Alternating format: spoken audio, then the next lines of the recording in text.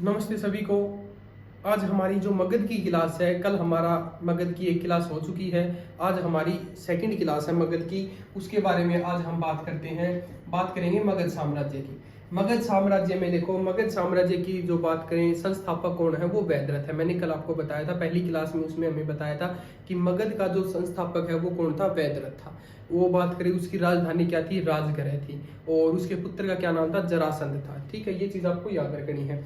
मगध साम्राज्य है, उसका अगर बात करें शासनकाल की, अगर बात करें समय काल की बात करें तो 544 ईस्वी पूर्व से लेकर 322 ईस्वी पूर्व, ये आपको याद रखना है समय है।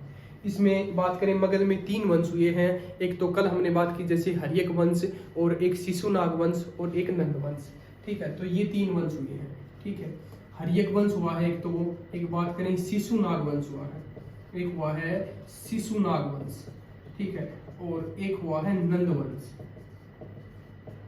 हमने हर्यक वंश की बात कर ली, बात करेंगे शिशुनाग वंश की। हर्यक वंश का अगर समय की बात करें 444 ईस्वी पूर्व से लेकर 412 ईस्वी पूर्व तक, ये समय किसका है? ये हर्यक वंश का है। बात करें शिशुनाग वंश का अगर समय की बात करें तो 412 ईस्वी पूर्व से लेकर 344 ईस्वी पूर्व तक, ये समय रहेगा शिशुनाग वंश की। आज हम बात करेंगे शिशुनाग वंश के बारे में, और फिर उसके बाद बात करेंगे नंद वंश के बारे में। नंद वंश का अगर समय की बात करें तो 344 ईस्वी पूर्व से लेकर 322 ईस्वी पूर्व तक, ये समय किसका है?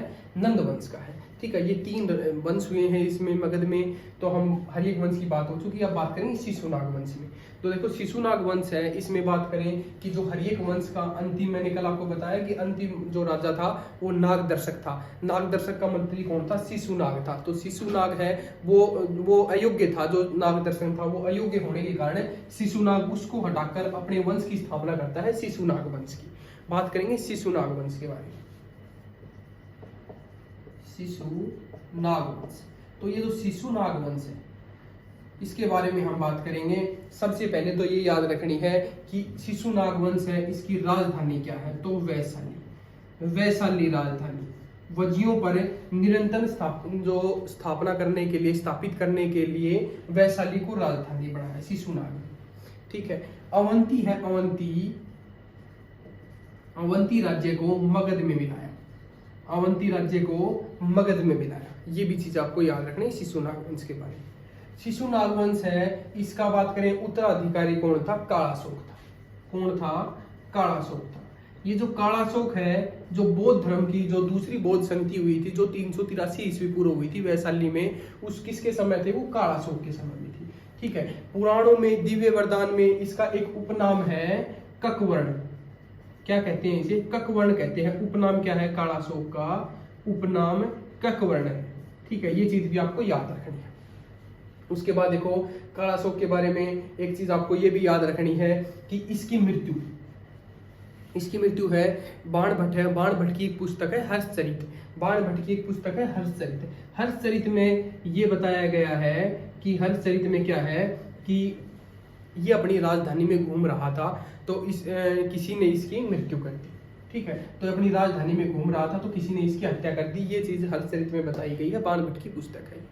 ठीक है, ये चीज याद रखनी है। बात करें शिशुनाग वंश का जो अंतिम जो राजा है वो कौन है? नंदीवर्धन। ठीक है, कौन है?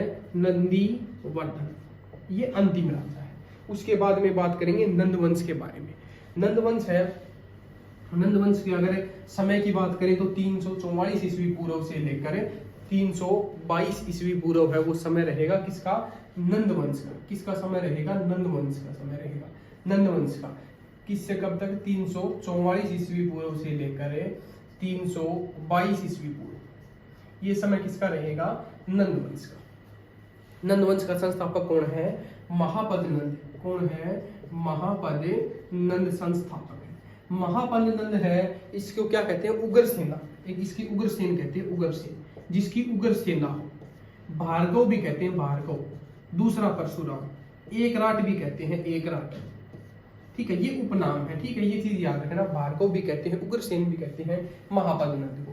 महापद्मनंद की देखो एक चीज ये याद रखनी है आपको कि जो महापद्मनंद है उसके बारे में आगे हम बात करें तो एक इसका ये भी याद रखना कि धनानंद हुआ, ठीक है। अंतिम राजा कौन हुआ है? धनानंद हुआ है, ठीक है। जो महापद्नंद में बात करें, धनानंद अंतिम राजा हुआ है। तो धनानंद है वो एक है हाथी गुफा शिलालेख, हाथी गुफा शिलालेख। हाथी गुफा शिलालेख की बात करें, हम जैन धर्म में बात करते हैं, हाथी गुफा शिलालेख है ये जो कलिंग नरेश खारवेल का है। तो ये उड़ीसा में हाथी गुफा शिलालेख है। इसमें धनानंद जो इसमें युद्ध करता है और यहाँ से जैन धर्म की मूर्ति उठाकर ले जाता है। जैन धर्म की जो मूर्तियां हैं वो उठाकर ले जाता है धनानंद। ये चीज याद रख लेना, ठीक है। तो ये चीज याद रखनी है। और एक बात करें सिकंदर के समकालीन, सिकंदर के समकालीन कौन था? धनानंद था। जब भारत पर आक्रमण करता है सिकंदर तो उस समय राजा कौन हुआ करता था? धनानंद हुआ करता था। नंदवंश है, नंदवंश की बात करें, नंदवंश को नववंश भी कहते हैं, ठीक है। नववंश भी कहते हैं, नववंश भी कहते हैं, ठीक है। नववंश भी कहते हैं, नवनंद भी कहते हैं, नवनंद भी कहते हैं, क्योंकि इसमें 9 राजा हुए हैं, ठीक है। इसमें कितने राजा हुए हैं? 9 राजा हुए हैं। ये चीज आपको याद रखनी है, ठीक है।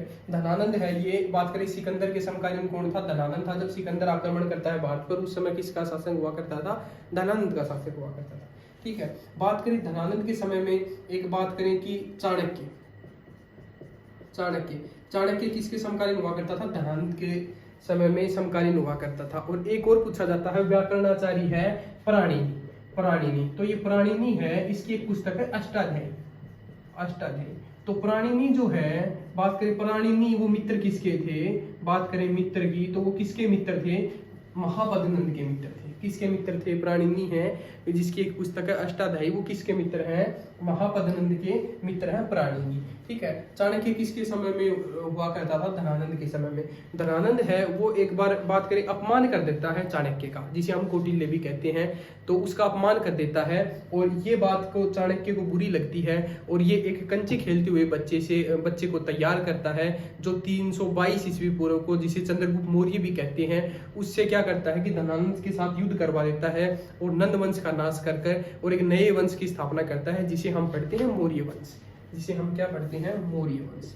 अब आगे बात करेंगे मौर्य वंश के बारे में। तो ये चीज आपको याद रखनी है।